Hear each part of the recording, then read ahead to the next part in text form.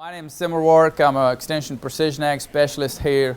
And one thing I want to do today is a little bit different than, last few years, or 3-4 years actually, we have presented on some very specific topics and everything. And then I've been thinking about where, I have had some questions where you're trying to almost like put what all precision ag technologies or practices are even in cotton production. And this is kind of more see what's out there being used also by a lot of growers, but also to kind of evaluate where you can probably benefit from it if you're not using it in operation or something. So when I look at precision ag technologies in cotton production in a way is, I want to kind of break it by from fertilization to harvest, right? There are opportunities everywhere in every operation that we're doing to look at where's the opportunity to either use some sort of practice and technology to better place our crop inputs, be more efficient and all that. And then I'm going to touch on each one of these a little bit, whether it's fertilization, planting, pest management, plant growth, defoliation, harvest, what are the technologies, what are currently being used, and then where's the opportunity or what are some of the growers already utilizing. So I'll jump in straight into fertilization. And one of the most common, if somebody asked me today how do they want to get into precision ag and they're not doing anything, right? I'd be like, are you doing any variable rate lime or fertilizer, right?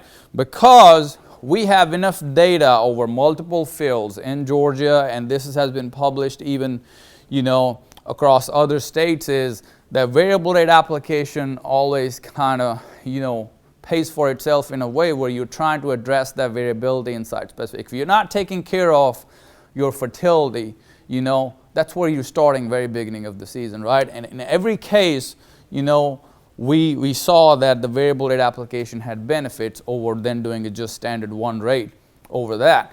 It kind of brings us to what we also been working on, because when I started there was a very common question about this, because grid soil sampling is one of the most common in our part of the state, right, in Georgia and South Georgia.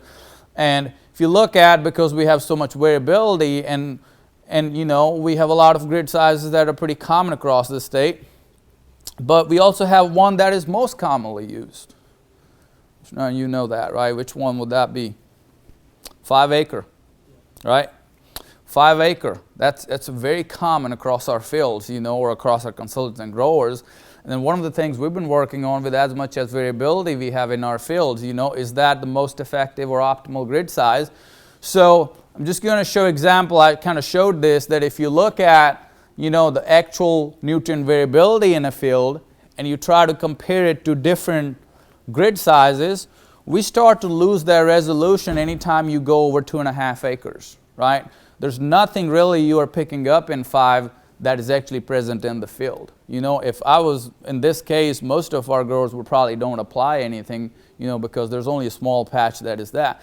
But when we put all the data together, this is again going back to, as our grid size increases, our average accuracy of depicting that variability reduces, right? But then when we also did the math on how much you're actually spending on soil sampling, soil analysis, and even if you include the cost of the lime or fertilizer, and this is just a one example case to show, there's only a 60-cent difference here between 1, 2.5, and 5, whereas you're losing 20% accuracy of that, right? So we're not making sure that we're doing the best job if we're not using that, right? And then we also have some growers who are interested in a little bit of zone sampling, even though it's happening less than maybe 10% in Georgia, but there are some, and we have gotten questions. So we're also looking at some of this zone sampling stuff, right? Where's the opportunity? And Matt just walked in here because these are his slides when he did his master's work, And then what we're looking at, this is again, we're kind of exploring something, but this is again from one field. And what all I want to say right now is there's actually opportunity for zone sampling, but it varies by field by field. We also need to identify some layers. Because what we noticed was soil AC is one of the most commonly used, but it don't give you everything, right? You can't just base zones based on soil AC. You got to look at some other layers, elevation, if you have yield or not, and then there's a potential for that. So precision soil sampling, variable rate application, right, to start with. And then let me go to the planting operation, right? Now, if I'm today, we've been doing a lot of planter work over the years, and we know, even in cotton, we talk a lot about cotton compensates and all that, but we know even in cotton today, timely and uniform stand establishment is important, right? You can't just say, well, you're going to lose some yield one way or the other if it's not timely. And then we have our seeding rate. We got to make sure they're right, seeding that's the seed spit. And one thing that we have also seen a lot of growers adopt in the last few years, but I still emphasize it because if you're not using anything, is if I had to recommend one planting technology and you don't have anything on your planter, I would say go invest in a high quality seed monitor, right? The reason being, we don't know what your planter is doing until you see it on the screen in front of you. Your opportunity to correct your mistakes, is pretty high when you're seeing what's going on the planter, then coming back and looking at the emergence. And when I say seed monitor, it's not some of the older technology where it's just beeping at you telling whether you're planting or not. It's actually mapping, population, singulation, all that for each row, okay? And then we also not just need to look at the planted population. There's a lot more things. We have better seed metering systems now, all that. And what seed singulation basically is, if your seed meter was working perfectly, every seed singulated perfectly, no skip, no doubles, you have 100% singulation, but that don't happen a lot of times, right? You do have some skips and multiples. And there are a lot of factors that affect that. And our goal, again, through that seed monitor is look at those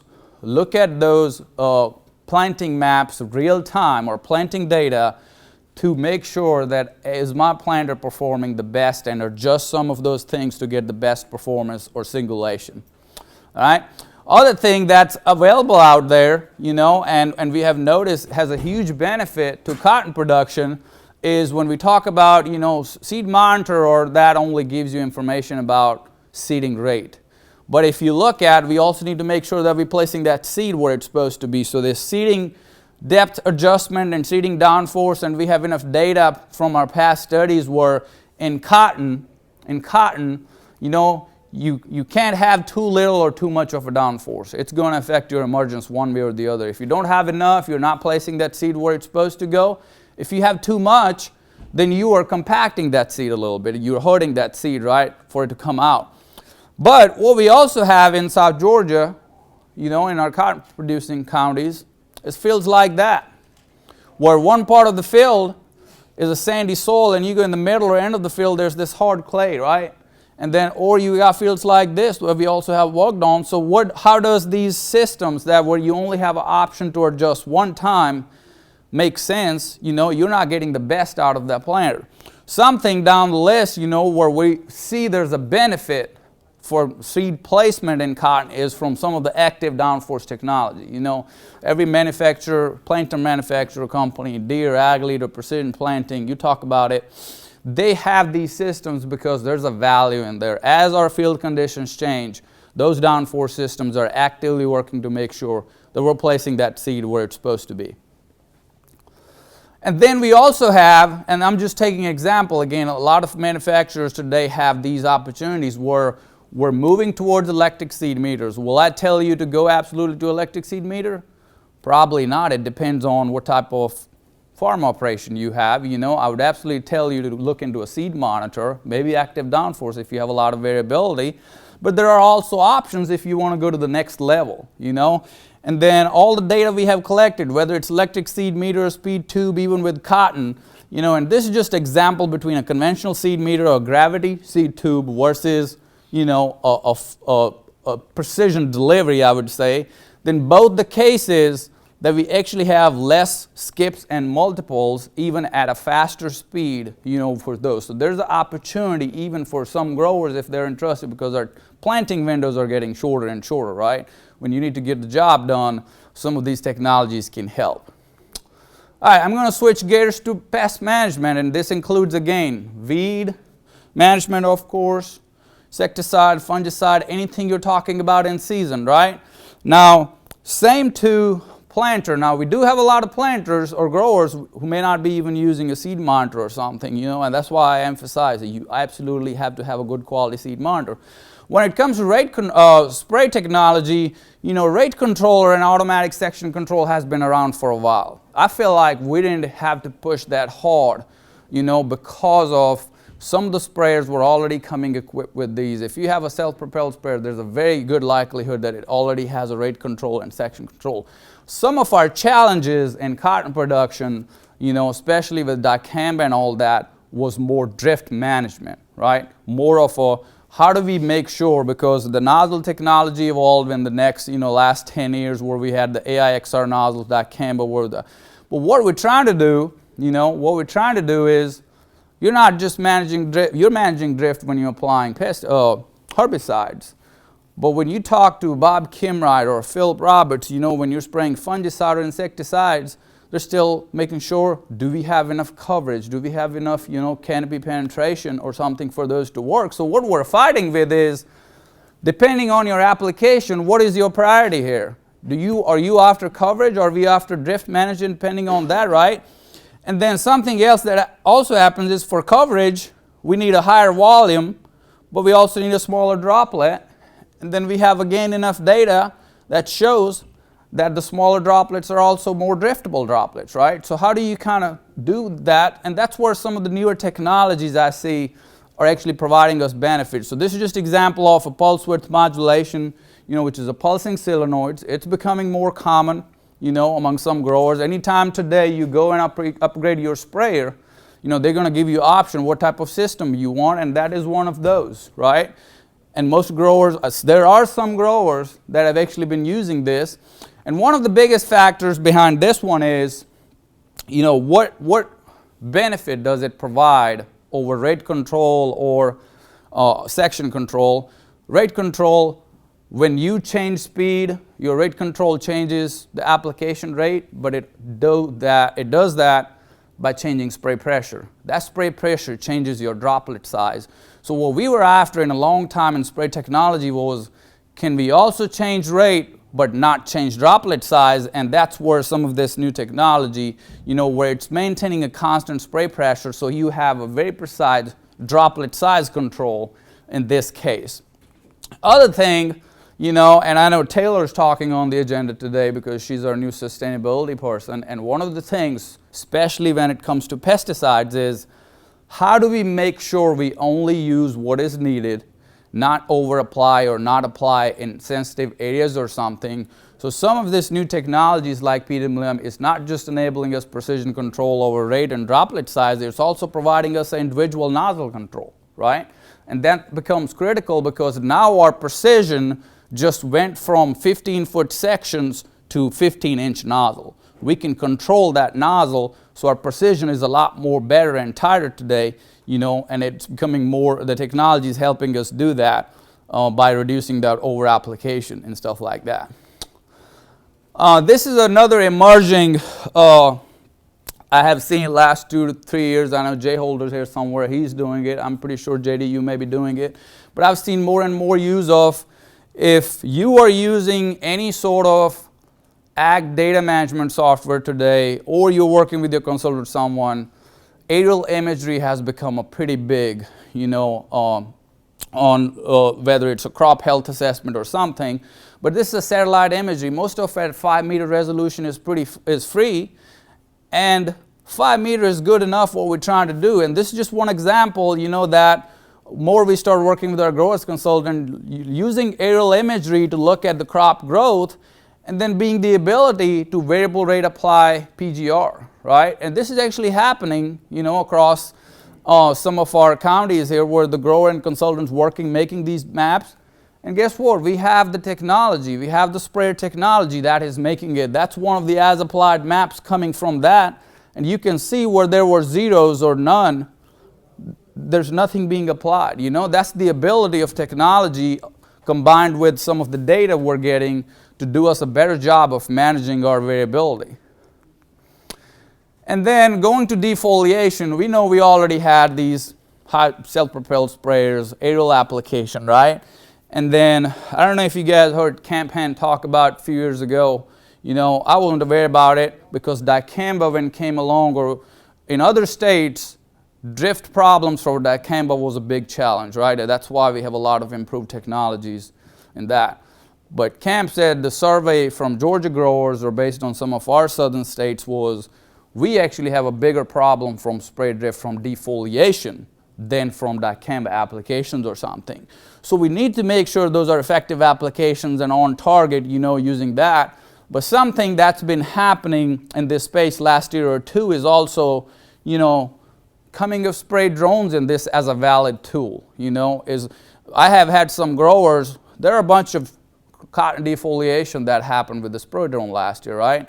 And then we were working on some of our own stuff, but I have had some growers who had told me, Simer, we have had some parts of the field that had never been applied any insecticide, fungicide, or defoliated properly because either we couldn't get our sprayer there, aerial applicator can't get there, and we have now a new tool which is maybe more suited towards some of those parts of the field or some smaller fields, even with power lines, trees, something where an aerial applicator may not be able to do just as good as a job, So some of the data we're seeing from there, obviously there is, ground sprayer has a high coverage because we're spraying 10 gallons of water. You start looking at spray drones, it's not bad coverage when you compare it to ground sprayer, but at the end of the day, what really matters is this defoliation efficacy, right? And some of the trials we done last year, we're seeing a similar type of efficacy between a drone sprayer, ground sprayer, making sure that the drone sprayer was used optimally with the right application parameters, not going to full speed, max swath or something, calibrated well and used it within a certain amount of calibration and everything. All right, my last few slides here, and this is where I think one thing that has changed in the last 10 years, because I remember us talking about, well, yeah, we have yield monitors, but how many growers are actually utilizing it? The data just sits on the, picker all the time and all that. And that has changed very considerably over the last few years because of what? Telematics, right? We don't have to take a flash drive to a picker anymore. Every company that has any sort of technology, whether it's planting, spraying, you talk about it, they have the options for us, or automatically data transfer. In fact, the data transfer is such a real time, that it's actually coming in as you're doing the field operation in the field. So we don't have that problem. We're still using, the yield maps and everything. It's actually become a little bit more common, with the data being transferred and being available. But something else that also happened, especially in cotton, is, with this new CP690, 770 pickers, that we also have this onboard module weighing system, right? We also have this onboard module weighing system. And then I think one of the benefits that we have seen of the last few years is, even though when we had yield monitors, we complain about it. Well, you got to calibrate it every time you change variety, you go to this and that, so nobody cared about it. But one thing we really have seen a value from this is, we have done our own trials comparing yield monitor data, onboard module system, to a calibrated platform. And I'm just taking an example of this one field right here, where if you follow the right setup and calibration and everything, that onboard module is consistently within plus minus 5%. If you do it right, that error could be up to 10, but that is within plus minus 5. Every time it weighs that bale or module, you can use that to calibrate a yield monitor, especially when you're changing fields, right? And then what we also seen is a calibrated yield data, you can get that data error down to less than 10% if you use it correctly, right? If you use it correctly. So that's more data, more power, calibrated data for us to really look at, evaluate the effectiveness of some of our technologies. Now I'm going to kind of wrap it up here on this slide, because I think I have had conversations with our 5 or 6 county agents last year, and back in the day we used to put so much emphasis on looking at yield maps, right? Well, where's our high yielding zones, where are low yielding, what do we need to change, and I think we're looking at the wrong side there for a reason, because the more I talk to them and the more we work with growers and everything, a grower is really not interested in looking at yield map. He's more interested in, tell me parts of the field where I'm not making money. Tell me parts of the field where I'm not making money and I need to make some adjustments, you know. So this is just example. We have all the data available today. We have all the tools available today. Every software has some capabilities to do analysis where this just example we took from one of our variable rate seeding trials where we had a seed cost per acre, how much yield was, so what was our net revenue, and we identified profit loss based on that operation, right? And we have all the layers available today to do this type, because that's what a grower is interested in. Because I have had a lot of agents. I had at least 3 agents last year who told me, my grower's asking, I have these all yield maps, but can we look at where I'm not making money or where I'm making money? And that's where I think we need to think about as we start more towards how to be more efficient with crop inputs, or how do we use the technologies, you know, to make sure that we're doing the best possible with all the production in cotton. I'm going to wrap it right there. Always support Cotton Commission, Cotton Incorporated for all the funding support, you know, they give for research and extension and all that. And then that's my contact right there. Feel free to reach out if you have any questions or if I can ever assist with anything. Any quick questions for me while Wes coming up here? JD? Uh-huh. How would you go about choosing nozzle selection for that? I'm fixing to be brand new to it. John Deere or John Deere? There are 2 John Deere guys sitting here, but I'll give you my take on and John Deere is very different from all other sprayers, you know, because all other sprayers today, whether it's Case, which is kind of through Raven, you know, or AGCO or T-Jet, they still have a single nozzle body, so you only have to select one nozzle, right? And the rule of thumb about nozzle selection on the PWM versus our conventional sprayers was you actually almost double the size, so you have the flexibility of, right, changing your volume as your speed changes. For John Deere, there's like 3 modes, and you guys can correct me. There's like you can just use one nozzle and spec that, but there's a A+B mode where you use both nozzles, and I don't think there's another one. Yeah, so it's all working with your dealer at that point, you know, because that's something that is becoming more and more common. The questions we're getting about how do you even pick nozzles for these, because it seems to like it's a puzzle that you had to put together, right, for your applications. And it goes back to what you mentioned earlier, covered versus drip. Yeah, and I think the good thing about most new sprayers, you know, or even the multi-nozzle bodies, is that you can have all your nozzles there already. It's just about which one based on that application you want to use. All right, so when I come to do this talk here, I always try to do something different than y'all would get from me in county meetings and other things. And so I did something really different this year. I was so lazy I didn't even do a presentation. Hope y'all ready for that, right? So I said we've done enough of those. Just kidding. We kind of did something. I want it to be, I hope it turns into fun. Y'all got to talk more than what you did for Simer. And he just ran out of the room. I guess he didn't want to hear what we had to say.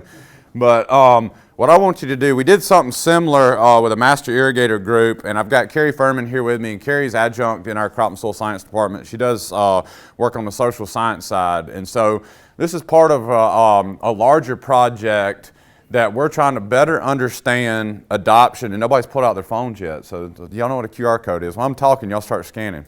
So trying to better understand adoption rates, perceptions of soil moisture sensors, and irrigation scheduling apps, and where we need to move our program to. Miller, you can do it too. I got a student in there too. I want everybody to do it. I've got, I think it's 8 questions. Was that right? 8 or 9?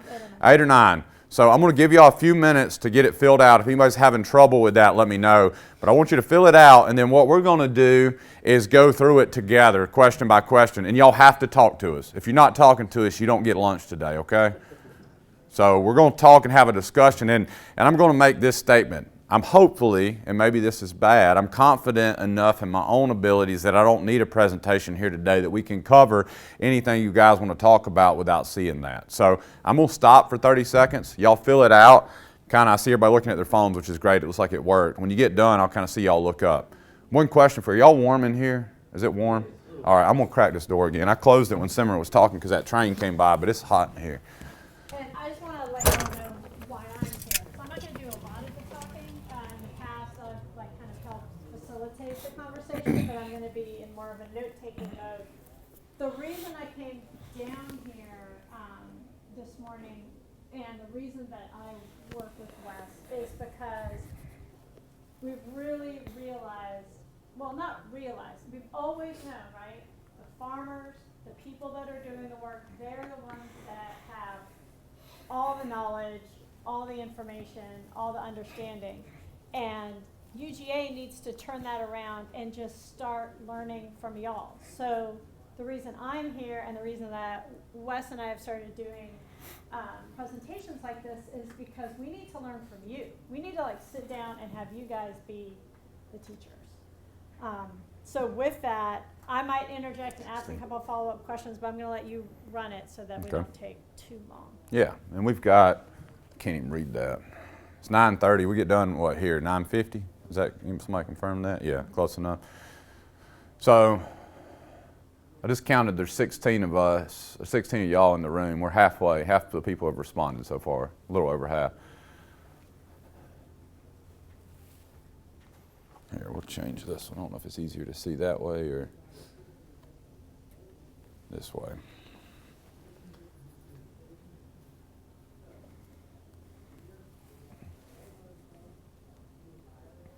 Six more people.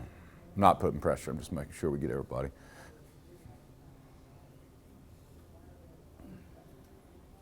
About 10, I guess. Yeah. Is anybody having trouble with the? I think they're all doing it. I think it's working. It's just not finished yet.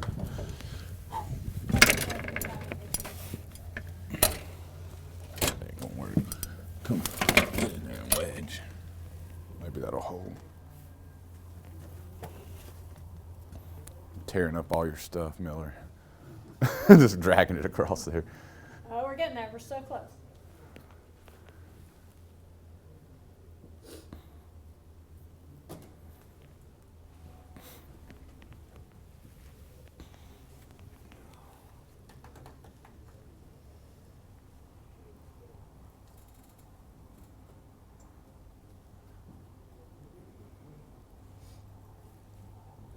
Three more.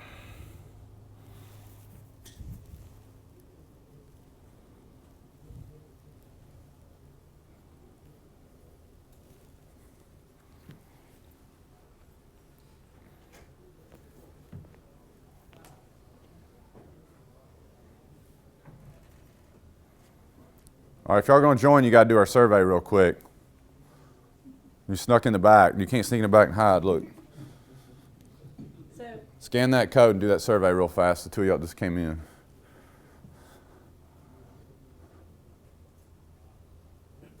we're all about discussion today and trying to learn from one another, or we will be learning from one another. We're not going to try anything. Is it working from the back? Good. Thank you. Thank y'all. All right. We got 15. That's probably getting close. I'll give it just another second, and that'll be everybody that was here when we started. So the good news, it looks like half, almost half are farmers. We got 6% extension agents. I guess that's one of y'all. How'd the other one answer? Faculty, staff. Oh, there you go. That's fine. 0 consultants in this room. Ag industry, 13%. I'm assuming that's the two of y'all. And then faculty, staff, which would be a couple more people. All right, that's a good spread. I think that's a really good spread. So, y'all, if you haven't finished answering it, keep answering it because it'll capture the answers. But I want to start talking through, and y'all got to talk back to me here. All right, so let's look at this and see. Which irrigation scheduling methods are you most comfortable with? That's good. Visual historical knowledge, irrigation trigger, 26%. Checkbook style, 0. Irrigation scheduling app, 31. And soil moisture sensor, 42%. That was unexpected. You are an advanced crowd. Why is that unexpected? Does that break down by which group answered the highest on soil moisture sensors? I will know when I export it, if that makes sense. So the way this particular survey works is when I export to Excel. And that's why I put, so like JD, for your example, I'm not picking on you. I don't know how you answered. If you answered from the consultant, well, you didn't answer from the consultant because 0. You answered from the farmer side. But if there was a consultant in here, I would be able to see all consultants how they answered, if that makes sense. I won't know that it was you, but as you answered as a farmer, how all farmers answered, I can look and say farmer A answered this way, farmer, and it won't be A, but it'll be one farmer answered this way, one that way. So it's good. Yeah, good question. Why is that unexpected? So in the general surveys that I see and we do, soil moisture sensor is one of the lowest adopted methods that we have. So that's why I said, all right, maybe we're a more advanced crowd, but generally soil moisture sensor is the lowest adopted. So let's talk about why we think that is first. I would say that the people that are sitting in here are not comfortable with the visual method, and that's why they're sitting here. The people that are comfortable with it are out there socializing in the hall right now, and we're just being honest. Well, no, that's why. I think they got that covered. I'm not comfortable. Wait, can you do visually, it? right? So he said basically Not comfortable with the visual. that's why I asked not to be recorded. I'm going to get in trouble. I'm about to get in trouble. That's all right. He said he is not comfortable. I very much appreciate the way he said that. I don't care. Y'all can't fire me now. So he said he is not comfortable with the visual method. He knows that visually looking at that crop is not maximizing his yield potential. He wants to be more advanced than that. The people out in the hall think they have it figured out. They're out there socializing. They don't care to walk in here. I don't disagree with that at all. I think that's probably right. And most of the people out in the hall, if they walked in here and answered this survey, would have answered probably visual, right? They said, oh, like you said, we've got it figured out historically, and that's why I put historical knowledge. Hey, we've got this figured out. We got it. But I think as we look, cotton is one, and that's why I think it's really unique to talk about this at the cotton conference today. Cotton is one that for even me, if y'all looked at the data I shared, if I come to your county this year, you see me talk about it, 2 years ago, I thought I did the best job I could, even with sensors in the field, and guess what happened to me? I still had a higher dryland yield that particular year. And that sucks. Like, that sucks to get to the end of the year, even with an advanced method, and that happened. And every farmer I've ever talked to who is honest with me in every room tells me that's happened to them at one point or another. All right? Can I ask a question? So there's 21% though that says they use the visual method. It's not all the way down the bottom. So, I mean, would anybody want to disagree with that comment? No, like from my standpoint, being in the industry for over 10 years, most of the customers that I've talked with about moisture sensor or anything else is, well, there's that one spot in the field, and basically I irrigate it because as long as I can make it work, the rest of the field does okay. And it's like, okay, there are technology differences that hit it. Yep, that costs money, and I'm not putting any more money in this cheap crop. And it comes down to specifically that. Now, is that right? No. Is it wrong? I don't, it's a tough call. But. Well, on the point of that, the biggest challenge that I run into with people, and anybody that answered soil moisture sensor, speak to this too on how your perception of it is. A lot of people don't want to take the soil moisture sensor route because exactly what you're saying. And when they do, they're like, where do I put it in the field? And then now I know that I'm going to be mistargeting the rest of my field, right? That's what they say. We're mistargeting the rest of my field. That, or they're worried about, number one, I've got to install it. Yep. And I've got to go get it potentially at the end of the year. And how many stories have y'all heard? I've heard too many of certain, it's completely company irrelevant, but too many sensors getting pulled into pickers, into combines, getting lost in the field, getting run over during season, et cetera, and just getting left out there. That happens, right? And that's a big investment that's lost. So what about the scheduling app then? Yeah, that's a good one to talk about. Anybody want to talk about scheduling app for a minute? I think it's because just for me, you have to be so diligent to enter rainfall data in it, or it doesn't work. And get your planting dates right, and then also I guess with phones you can set it to like alert you or whatever. You can send you a notification, but I think entering the rainfall data is probably the biggest thing. Because if you don't enter the rainfall data for that field, not the one down the road That you have the rain gauge in. is it, and with what all we're doing in a day, Too much. you say, okay, well I know it rained over there, but it takes a lot of time to go around and check rain gauges on pivots and then come enter all that. So let me ask this question, JD. I appreciate that. They've worked, the programmers of the app I have no skin in the game, right? I just promote it. And I don't mean that good or bad, right? I'm just saying it's a tool, here it is. So I'm bringing to y'all what I've been told. So now there's an option to put 4 different automated rain gauges that should link into the app. And that's, I know Methos, Davis, Trellis, and there's one more.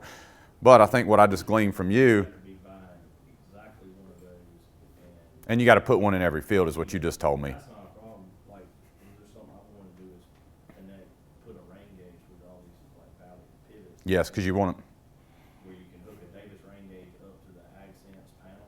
it. Will that transfer? Should, if it's Davis. Even though it's going through an AgSense platform? If it won't right now, we can get that integrated. And the reason I say that is because we just worked to get AgSense integrated in Irrigator Pro. Well, that needs to be done because it's free to put a rain gauge on a pivot panel that's got a. Is it? That's- Okay. It doesn't cost anything, it's $100 to buy the gauge. And then you put it in through AgSense. And then it's already there always. It's a 2-wire plug, you wire it. Remind me of that, AgSense. Or Philip, remind me of that to make sure. Okay. That's good to know. So it's an AgSense rain gauge? Yep. And you said it's like only $100. Well, it uses you just buy a Davis rain gauge and you plug it up. You already have AgSense. You're already using an AgSense telemetry system. Yep. Right. Yeah. But if you were doing an app, you said that it's a little bit cumbersome having to go in there logged in, but even if you had an electronic rain I had an gauge, that electronic gave you the gauge. data, would you mind, you still got to go in there and plug it in the app though. I don't Sure, want That's all that. That's what I don't want to have to go to the app and plug it in. No, Philip, at that point, you tell it your login information for that. Now, I guess if we integrate AgSense, let's just say Davis, for example, Davis standalone, you tell it your login information for Davis and it auto pulls every day. It pulls it in every day automatically for you. That's how it's set up. So that's good. Okay. Let's move. Let's keep going and talking about this. I like the conversation. All right. Which are you least comfortable with? I think that's the opposite of where we just talked about. I would like to have a little bit more discussion, but we might come back. I like where we're at, though. Which soil moisture sensors have you used? And select all that apply. Okay. Is there anything anybody wants to talk about here? I mean, do you have questions about one? All right. Go, JD. I've tried probably A lot. a lot. Trellis. And did I put other? Yeah, you can't see it. I wanted to open it. I just felt like these were the popular ones right now. I may have missed some that you may be using. Yeah, just other. I should have put where you could comment in. If somebody has an other they want to tell me, let me know. I'll just play it. I mean, over in my side of the state, it's really not. Valley is since they call it AgSense, it's AgSense dealer. Yep. The price point they're at is absolutely ridiculous. Cost. For AgSense, I mean, they're up there around $3,000. I know. Just absolutely ridiculous. I mean, I had that conversation with them here, some of the Valley reps, because they got the DC here in Tifton. I talked to them, and they were like, giving me a rough time. Why don't you use more of these? I said, dude, it's the cost. Like, we just can't afford to put out, y'all know through UGA, we put out so many across the state in different programs. I can't afford they won't cut us a deal either. It's like over 2 to 3, and I can't do that. I have a dealership set up for me to buy stuff. I use intake codes. Okay. I love them, they're easy to install. The problem is the, user interface. I've heard that too. It's just still clunky. It's like old grass and stuff. Isn't it? Mine's through a company called KTS Wireless, they're out of Florida. Okay. So they're taking data and redoing it. They're taking the data and putting it in their own platform. And as far as, usability is fine. What I have a problem with is I think you get out of the CropX and Aquaspies and even the Trellis, and I don't like Trellis because they're aggravating to put in and they're honestly crappy. Yeah. The thing I get tied up with, and maybe AgSense does this too, I know CropX, is they have already predetermined like water use curve. Yeah. I don't like that because there's no way they can know my crop use curve. I agree with that 100%. I have a little bit of a problem when you're locked in. Yes. So this one, the one I use allows me to set my own saturation and refill point. Yes. I have a problem understanding where to set those with a volumetric probe. It's tough, and it changes. So let's go back to a minute to your comment about the spot in the field. Man, the hardest thing, and y'all, some of y'all may have seen me show these data points before. Like we did a trial one time at Stripling. We put 6 of these sensors out in an area the size of this room, and every one of the curves were shifted 2 or 3%. Right? It was like a spread, and it's like just moving this big of an area. Your saturation, field capacity, and wilting points were off by a couple of percentages, and that's difficult. Knowing, all right, I got to pick a spot in my field. But it's not always going to be like this particular field. My trigger point might be 25%, but this one's going to be 23%. This one over here is going to be 18%. This one up here is going to be 28%. It's hard because then you're really having to look at that data and saying, all right, where does my saturation spike happen? Where does my field capacity point start to separate at this particular one? How representative is that of the rest of my field? And it's stressful, right? That's one reason that it's hard to have so many of them out too. I'm not picking on them back to the app. Let's go back to the app for a minute. It's the same thing, right? If you got 50 fields, it's just like trying to enter all that rainfall data. Now you're trying to do set points for 50 fields. But I'm going to agree with you too that I am wary, and I would apologize, but I don't think I will to any of the companies that see this, but I'm wary about a company that's not like Georgia or Coastal Plains based, that's done most of the research somewhere else, set my set points for me themselves. I get a little iffy about that, right? And y'all probably heard me say this as an engineer, I want to touch the data and feel the data and make the decision myself. And I don't want it to automatically do this for me and then just let it roll because I'm uncomfortable with that. So yeah, there's a lot that goes into it, I feel like, yeah. Anything else?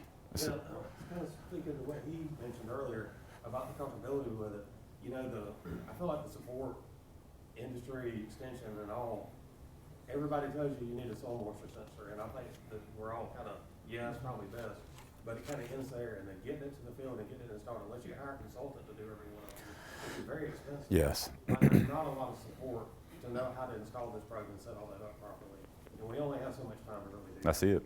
So, we're kind of working against that. It's throwing another level of management on it. And I would say, if you had asked me 10, 12 years ago when I did predominantly precision ag stuff, even back then, I saw a lot of the larger farms, they were hiring young guys out of college who had somebody coming to be like precision ag farm manager, right? They wanted to, majority of their job was to deal with all that portion of the stuff.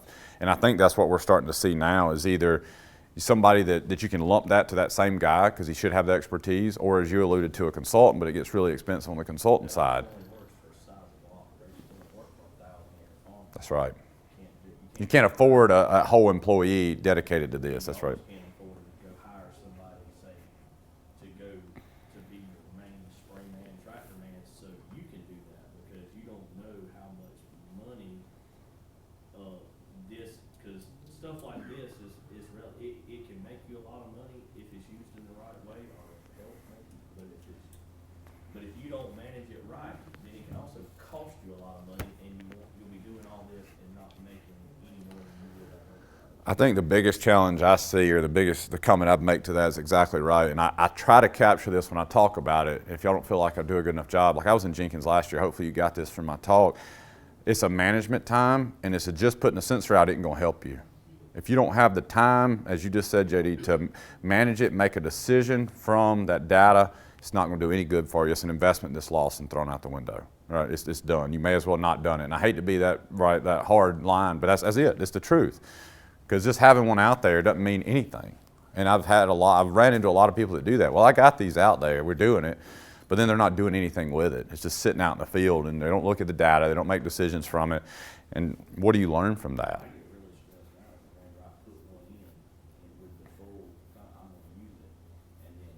Don't use it, because then I know in the back of my mind I'm probably making the wrong decision. That even bothers me more than if I haven't put it out there. Yeah, because now you're like, then you don't even want to look at the graph. You're like, how far off am I at this point? It's like, crap, I've done missed target, but I don't want to know anymore because I'm too far in. I think you have points that you can rectify, right? If we get a decent rainfall or something like that, and we know that we're back near saturation or field capacity, we can start anew, right, within season. So I'll make that comment. If that happens to some of you guys, you got one out there and you feel like, all right, I've fallen behind, I missed the recommendation on a couple times.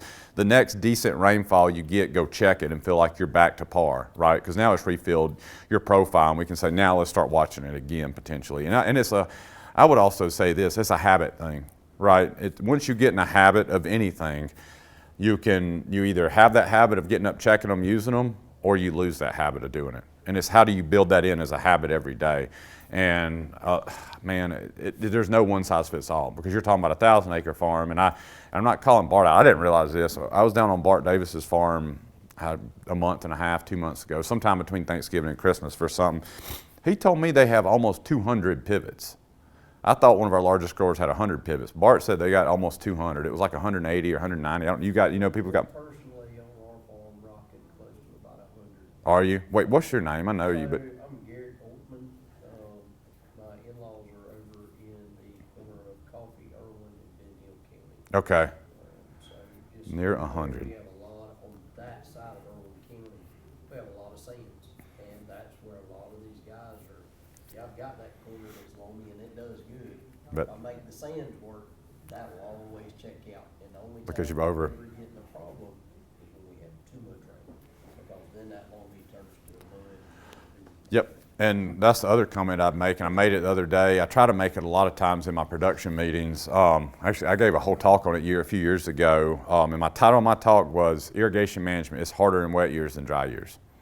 And it is, because in the wet year, there's a couple things going on, especially in cotton and peanuts. I would argue against that in corn. In cotton and peanuts, it's harder because, as you just said, we have an opportunity to really lose yield in those two crops if we over-irrigate. We have a heavier spot in the field, and we're over-irrigating those in that wet year. What you need to know in that wet year is when those 3 or 4 or 5 irrigation events need to be applied, that you're maximizing that and not over-irrigating them and not causing problems for yourself there. I would take it a step further, and I don't know, I mean, the rest of the room can say, no, that's not the case. A lot of, and it's just like with our stuff here with deer, is the state of Georgia, while we do a lot of things really good, there's a lot of other states that whip our tail in technology adoption. And the Yeah. reason it comes down to, like, we deal with folks down in Florida, and when they come to you and say, hey, I need the price on this, I just need a cost share 75 to 25%. Where the heck is that for the state of Georgia? Don't bait me into that conversation today. Where we at as a state is that, you know, what's the deal? Do they have that much more income from their visitors that go there every year that we don't? I don't think that's it. Or what? Because everything we hear is we need to do better management, better this, better that. Well, as a state, we don't offer any help. Philip's now been in our water agent role just long enough to hear me get mad about that. And he's come to me and said, why can't we have cost share? I said, I don't know, and it pisses me off. It does. It's not fair that states like Florida, Mississippi's one of them. Mississippi has phenomenal cost share. Huh?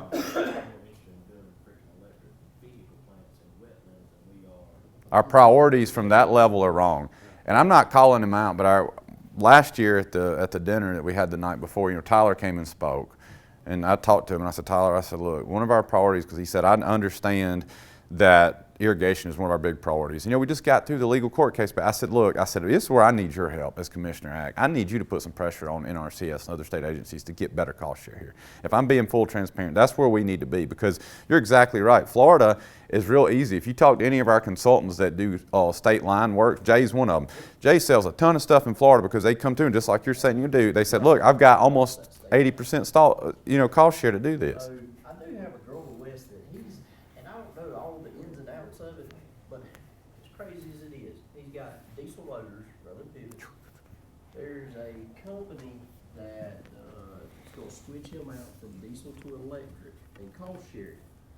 The document that he said he had to fill out, luckily the companies, they have a person dedicated, just one person dedicated to filling out the package. Is it like, It's 100-page what? to fill out to go from diesel to electric. Now, if everything goes through, and basically the guy told him, he said, all I need you to do is we will have everything highlighted, my lady will sit down, and all you have to do is sign. He said, but I had to hire a person to put this package together. I feel a little better. That we have to go through that much junk. Now, he's gonna get it cost shared a fairly good amount, almost 50%, but still. That's outrageous that we're having to do that. I was on a project when I first got here. It was myself, John Worley, which none of y'all probably know. He's out of Athens. He retired. He's an engineer, and Gary Hawkins. And it was some program John had gotten to do that work, and it was up to like Gary and myself to go out and do what you're talking about, man, it was a headache. I had a couple guys called, and I remember trying to fill out the calculations, the spreadsheets, and all this stuff and the paperwork.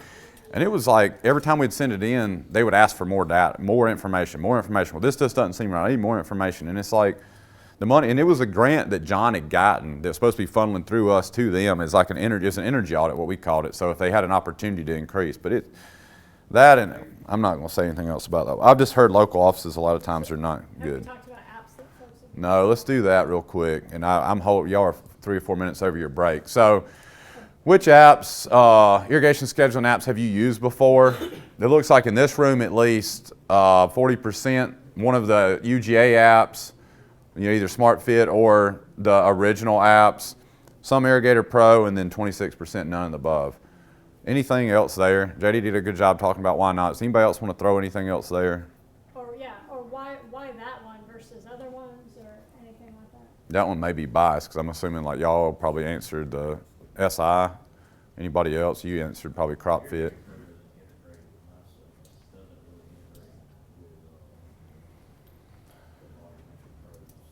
So now, Some of this stuff's transitioning too. Some of those answers are probably from past use and maybe Yes. 4 years ago, like the peanut farm and Irrigator Pro. yeah.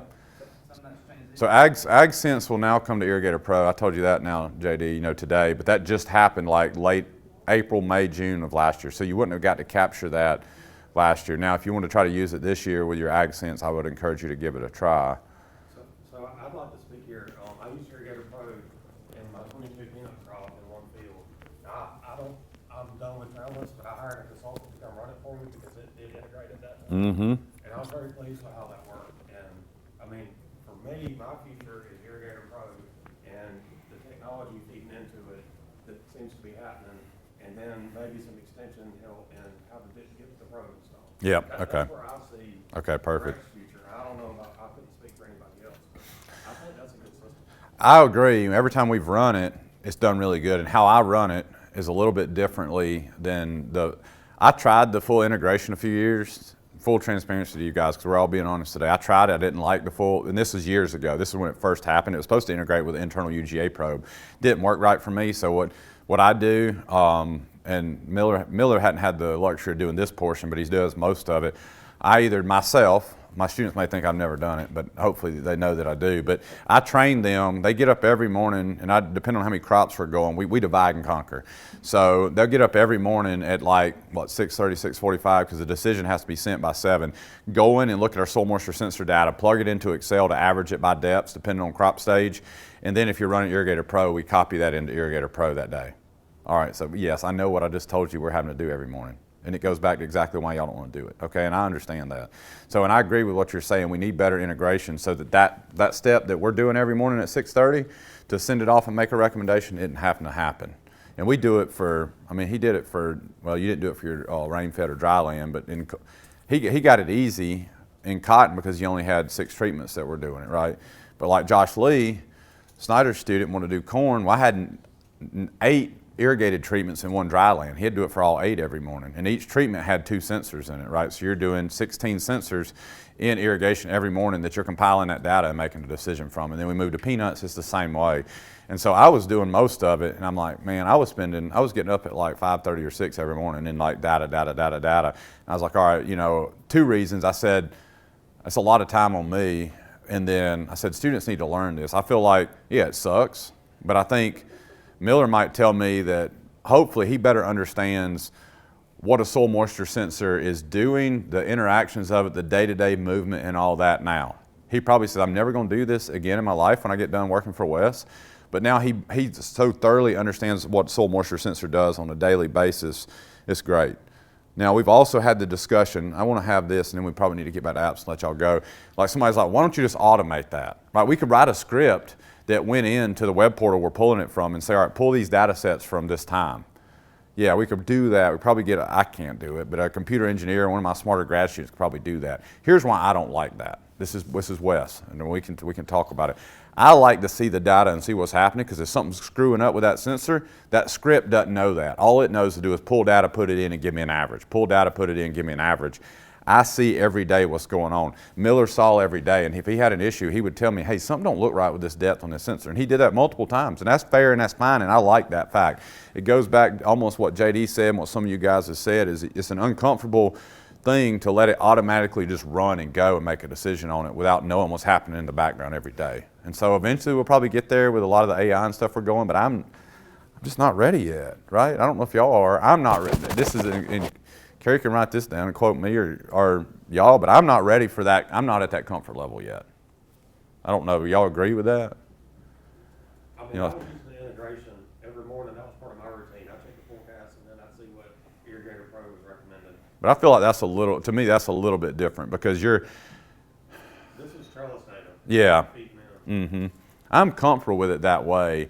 I just never, in my research plots, we in-house build our probes and do another telemetry because we can't afford, I mean, we're, in just peanuts or just cotton, we're putting out a minimum of 18 per plot, right? And so what do we have, 60, 64? I don't even remember how many at Strat at Stripling this year. Closest, we can't afford, you know, right, we couldn't afford to commercially buy those right now, so we build them. And I know that's not a fair thing, but that's why I don't necessarily share what we're doing because it's not something y'all could do easily, I guess I would say. All right. Most people said they would be willing to try the two SI apps, Irrigator Pro and potentially Peanut Farm. All right, good. Any discussions there? Or we're good? Do you need anything else? You got any questions on the apps? And then the last one, I don't remember what the last question was. Oh, would you not be interested? So everybody's interested, Yeah, for the most part. but there's like some of these tweaks and issues with the technology is kind of what we're gathering. And you guys need to feel more comfortable. Anything else? Do y'all need something? And if you walk out here and feel like you didn't get out of the irrigation session that you needed, I'm sorry. Let's talk about something else you need today. Go to the Syntec probes, volumetric, obviously they are somewhat, I guess, pre-calibrated, but nobody has time to truly calibrate volumetric probe. No. You just kind of have to use whatever that probe, the chart, and just use the chart to kind of calibrate your Yes. chart. What is the, when you calibrate a chart, obviously you set a saturation point, you have to wait for a rain or something to be able to see. What's the best way to get that early on and see? Because a lot of times when you plant it's dry or you're not going to know. Wet the fool out of it at planting Yeah, yourself. I wet my profile though. So that's what, What we do is we buy the, And I don't like irrigating the plant. don't irrigate. Buy one, well, just buy you one or two of them. It's the water jugs from Walmart, your camping jugs. The reason I like those is because they have the spigot on them. We started with a 5-gallon bucket, but you carry a freaking 5-gallon bucket across the field. I don't care if it's on a side-by-side or something, you spill all the water. These are 7 gallons. They're like the cheaper, I don't know why they're listed as two different prices, but the cheaper ones are what, $20, $25? Yeah, you get them at Walmart. They have a spigot on them though, and so when you haul them, put the spigot inside them and close them up, but take them out to the field, install that probe, put your spigot on and barely crack it where it's doing a slow run, and just let that whole 7 gallons go in there. Install your probe, walk away. And then that, you could say, all right, I'm a little bit worried I've wetted this area and not the rest of the field. It'll equilibrate after about a day or two, right? Like you said, you don't want to irrigate early. That's fine. Let it get wet, and what that'll show you is along those depths, that'll show you the spikes. That'll show you as it starts to dry, you know, what we look for is that inflection point change. This way, y'all should be looking at it. It's real sharp, it starts coming down real sharp, and all of a sudden it separates. That's your field capacity, that separation point. The first inflection point. And generally you take 50% of that, and that's your bottom line. So if it's at 30%, 50% of that would be 15%, so you're going from 15 to 30 is your whole range, but you want to maintain it in the middle of that range, right? Okay, so volumetric probe, I understand. It measures water. It don't care if that water is available. It does not. So what you want to look at is there's a chart, and I've shared them in some other presentation, but you'll search soil water holding capacity by soil type chart, and it's got the broad soil types. If you know your broad soil type, and if you know it's a little bit more like sand, shift it this way. If it's a little bit more clay, shift it back this way. Taylor said, y'all be done. It's time for the general session a little bit. And draw your 2 lines, and that tells you your available versus your unavailable water in there, and you know your percent of available in that, and you can use that. Usually it's about 50% of whatever. Of field capacity, yes. For row crops. Veggies, 30%. You want to keep them wetter, only deplete 30% of that. Let me know, get you some data sometime, and we'll look at it and show you how that starts to happen. But when you start looking at some of them graphs and you get that 50% in your mind from that point, it starts making sense. Because you don't want to wait, here's the other thing, JD's point, you don't want to wait till that graph flatlines and know that's my bottom line, because what happens when it flatlines? Crop stress. And you're probably not going to catch back up, especially if you're mid-season. So yeah, I got anything else? I appreciate the discussion. Hopefully it was different. It wasn't from laziness, I promise. That was a joke. Hopefully this was good. I enjoy doing this with you guys sometimes because I learn a lot. Hopefully y'all learn some stuff.